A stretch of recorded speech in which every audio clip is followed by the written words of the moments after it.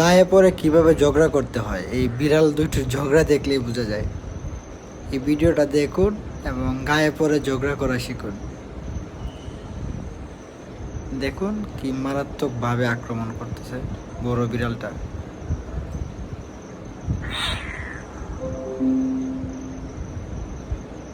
ছোট বিড়ালটা ভয়ে নড়তেছে না, তারপরেও বড় বিড়ালটা এটাকে আক্রমণ করতেছে।